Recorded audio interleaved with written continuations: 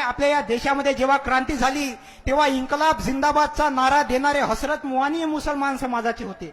जय हिंदचा नारा देणारे आबेद हसन सपानी हे मुसलमान समाजाचे होते. 1942 ला भारत छोडो आंदोलन झालं तेव्हा सायमन गो बॅक म्हणजे भारत छोडोचा नारा देणारे युसुफ मेहर अली हे मुसलमान समाजाचे होते. तुम्ही ज्या देशामध्ये राहता त्या देशाचा तिरंगा सुरैया तय्यबजी नावाच्या मुस्लिम महिलेने तयार केला आहे.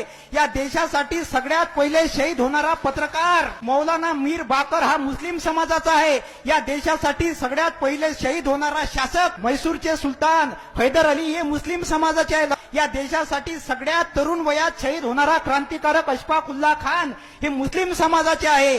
डॉक्टर बाबासाहेब आंबेडकरांनी 14 तळ्याचा सत्याग्रह केला तर जागा देणारे व्यक्ती हे मुस्लिम समाजाचे होते.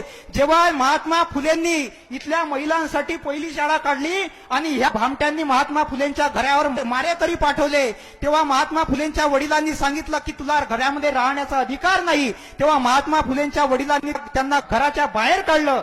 तेव्हा महात्मा फुलेंना राहण्यासाठी जागा देणारे उस्मान शेख हे मुसलमान समाजाचे होते. छत्रपती शिवाजी महाराजांचे गुरु याकूत बाबा हे मुसलमान समाजाचे होते. छत्रपती शिवाजी महाराजांचे वडील शहाजी आणि त्यांचे काका शरीफजी यांचं नाव हे शाह शरीफ नावाच्या दर्जावरून ठेवण्यात आलेलं आहे. लक्षात ठेवा, राक्षसों की बस्ती में प्यार बेसहारा है, मंदिर और मस्जिद का रिश्ता कितना प्यारा है, जब जब मुसीबत आई तब दोनों को पुकारा है, राम भी हमारा है, रहीम भी हमारा है.